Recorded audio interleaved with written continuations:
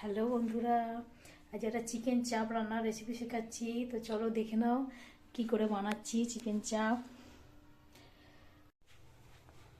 তো দেখো, প্রথমে মাংসটাতে আমি দই মাখিয়ে রেখে দিয়েছিলাম আর একটা মশলা করে নিয়েছি। এটা হচ্ছে পেঁয়াজ, আদা, রসুন আর চারমগজ আর কাজু আর কাঁচা লঙ্কা একসাথে বেটে নিয়েছি। এটার সাথে দেবো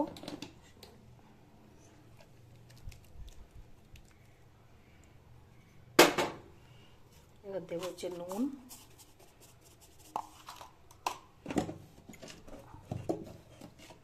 বাইন্ডিংয়ের জন্য না একটু ছাতু দিলে এটা ভালো বাইন্ডিং হয়। ঠিক আছে, একটু ছাতু দিলাম। আচ্ছা, 1 চামচ চিনি আর দেবে হচ্ছে একটু কাশ্মীরি লঙ্কা 1 চামচ,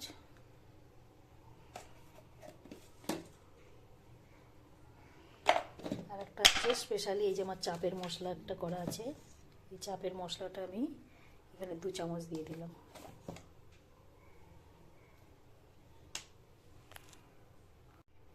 এবার দিলাম 1 চামচ গোলাপ জল, 1 চামচ কেওড়া জল,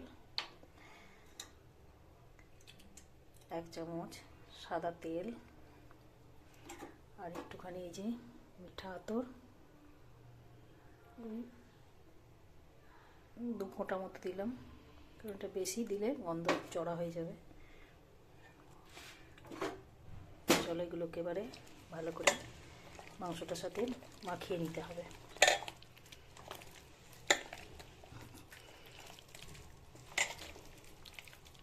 একদম মাংস না এক একটা ধরে ধরে এইভাবে ভালো করে চেপে চেপে এরকম করে মাখিয়ে 3-4 ঘন্টা ম্যারিনেট করতে দেবো। তো মশলা মাখানো আমার রেডি হয়ে গেছে। একটা চাপা দিয়ে দেবো, এখন ফ্রিজের মধ্যে রেখে দেবো। কড়াই সাদা তেল গরম করে আর 2 চামচ যে ডালদা দিয়েছি, দিয়ে এবারে মাংসগুলো এই তেলের ওপরে তুলে দিচ্ছি।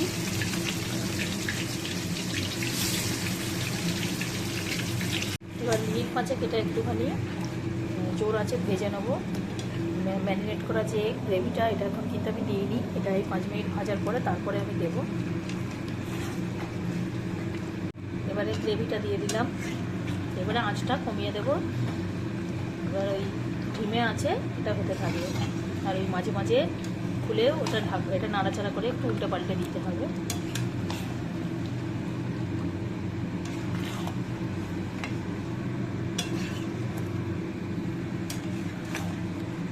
দেখো মোটামুটি প্রায় হয়েই এসেছে আমার রান্না, আর হয়তো 5-7 মিনিট মতো হবে,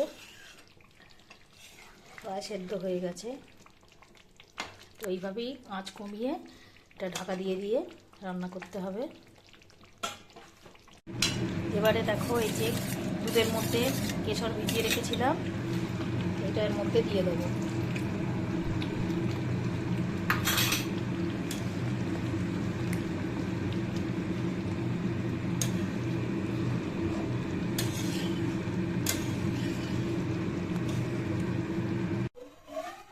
তো ফাইনালি দেখো রান্না কমপ্লিট হয়ে গেছে।